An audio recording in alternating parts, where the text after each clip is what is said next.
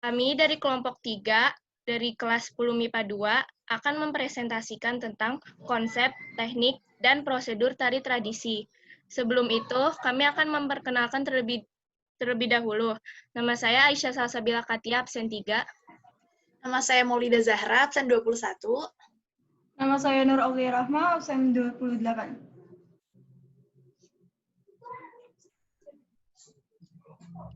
Konsep gerak dasar tari tradisional. Berbagai jenis tarian memiliki konsep atau variasi yang terdiri dari ruang gerak, tenaga, dan waktu yang berbeda-beda. Berikut ini adalah penjelasan konsep kesenian tari, yaitu ruang gerak. Gerakan dalam suatu tarian memerlukan ruang gerak yang menyesuaikan dengan jenis gerakan yang akan dilakukan. Ruang gerak dapat berupa ruang gerak sempit dan ruang gerak luas. Penentuan ruang gerak dapat disesuaikan dengan jumlah penari, meliputi tunggal, berpasangan, atau dilakukan dalam suatu kelompok. Yang kedua ada tenaga. Dalam melakukan gerakan tarian, dibutuhkan tenaga, menyesuaikan bentuk dinamis, ritmis, dan harmonis. Tanpa tenaga yang sempurna, maka tidak mungkin tari dipentaskan dengan baik. Beberapa jenis tarian memerlukan tenaga dengan intensitas kuat, sedang, dan lemah. Yang ketiga ada waktu. Dalam melakukan tarian, terdapat estimasi sesuai gerakan yang ditampilkan. Tari dapat dilakukan dengan cepat atau lambat, yang kemudian disebut tempo. Dengan berpatokan pada tempo, maka kesan dinamis dalam suatu tarian akan terlihat. Gerak tari tentunya memiliki gerak yang beragam lengkap dengan ciri khas dan keunikannya masing-masing. Setiap gerak tari tidak hanya stuck pada gerak tari baku, melainkan gerak tari dapat dikembangkan menjadi gerak tari kreasi. Dalam gerak tari, terkandung tenaga atau energi yang mencakup ruang dan waktu.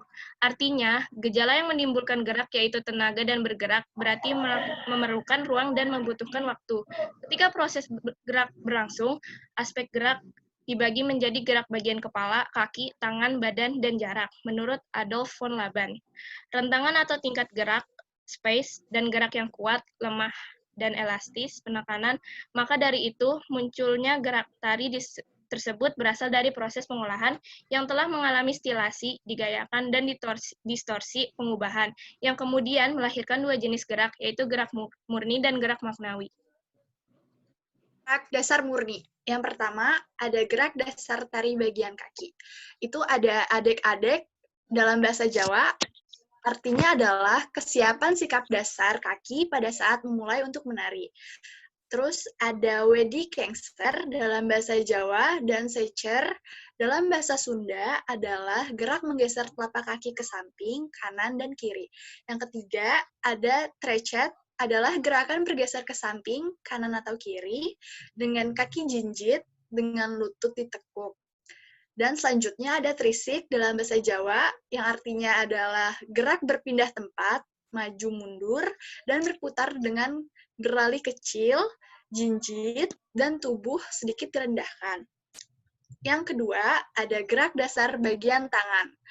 Ada gerak ngiting, gerak nyumprit, nyampurit dalam bahasa Sunda, terus ada gerak nyempurit dalam bahasa Jawa, ada gerak ngerayung, gerak pakblang dalam bahasa Betawi, gerak kewer juga dari Betawi, ada gerak capang Sunda, dan gerak ukel. Yang ketiga, ada gerak dasar tari bagian kepala. Ada 3, yaitu yang pertama ada gilek, yaitu gerakan kepala yang membuat lengkungan ke bawah, kiri, dan kanan. Yang kedua ada galier, yaitu gerakan halus pada kepala penari yang dimulai dari menarik dagu, kemudian ditarik dengan leher kembali ke arah tengah. Yang ketiga ada pacak gula dan giling, yaitu gerakan kepala ke kiri dan ke kanan secara cepat. Selanjutnya ada teknik gerak dasar tari.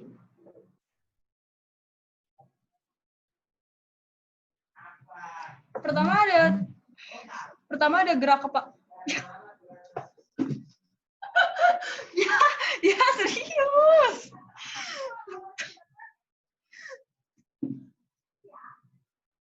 Tunggu, yaudah deh. Ya, bilang. Selanjutnya ada teknik gerak dasar tari. Lanjut. Yang pertama, gerak kepala. Salah satu contohnya itu ada toleh kanan, yakni menolehkan kepala ke arah kanan atau dagu yang digerakkan dahulu yang kemudian kepala.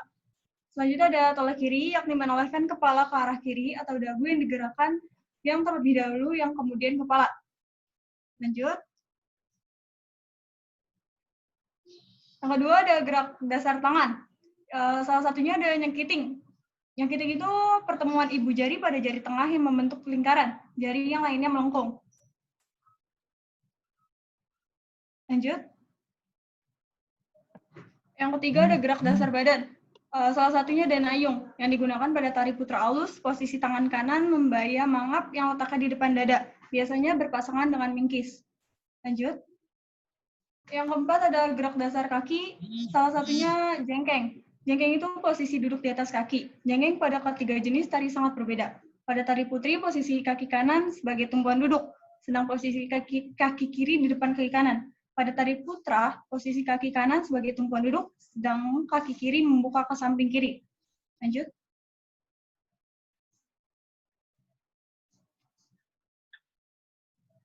Yang selanjutnya ada teori. Teori diungkapkan oleh Hawkins pada tahun 2003 untuk membuat komposisi gerak tari. Terdiri dari yang pertama ada eksplorasi. Eksplorasi yaitu pengalaman melakukan penjajakan gerak untuk menghasilkan ragam gerak. Berupa imajinasi, melakukan interpelasi terhadap apa yang dilihat, didengar, atau diraba. Nah, di dalam eksplorasi ini, siswa dapat bergerak bebas menentukan pilihannya sesuai dengan hati nuraninya, bisa menggunakan imajinasinya maupun interpretasinya. Yang kedua, ada improvisasi. Improvisasi yaitu pengalaman secara spontanitas dengan cara mencoba-coba ragam gerak yang telah diperoleh pada waktu eksplorasi.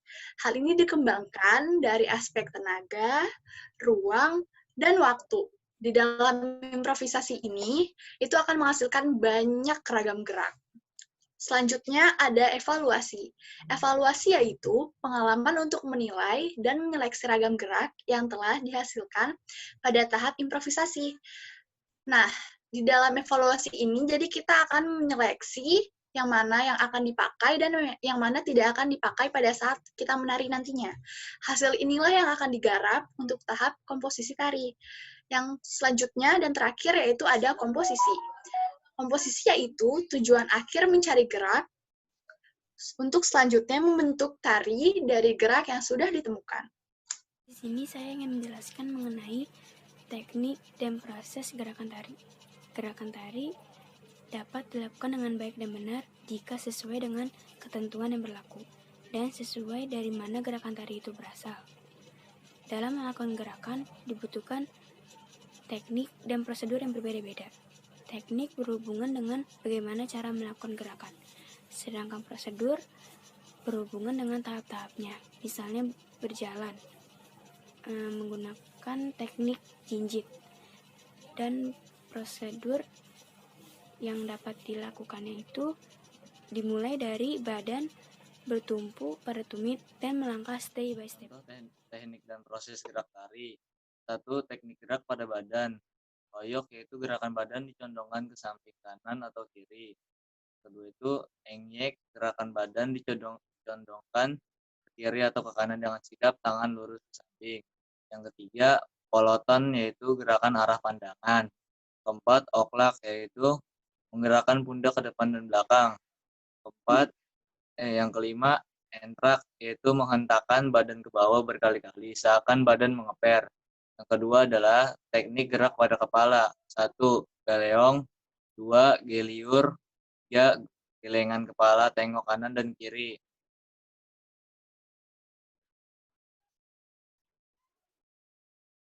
Nah, yang ketiga ini ada teknik gerak pada kaki. Gejuk yaitu menghentakkan kaki ke belakang dan jinjit. Yang kedua, kengser yaitu bergerak ke kiri dan kanan dengan menggerakkan kedua telapak kaki. Ketiga, seriksik yaitu lari kecil dengan berjinjit. Yang keempat, recet yaitu telapak kaki dijinjit bergerak ke kiri dan ke kanan. Yang kelima, tunjak tancap yaitu sikap berdiri diam. Yang keempat, teknik gerakan pada tangan. Pertama adalah pakblang yaitu tangan diluruskan ke atas dengan telapak tangan mengarah ke atas bawah. Yang kedua, ngerayung yaitu telapak tangan membuka dan ibu jari ditekuk ke telapak tangan. Sekian dari kelompok kami. Wassalamualaikum. Wassalamualaikum warahmatullahi Warahmatullahi wabarakatuh. wabarakatuh.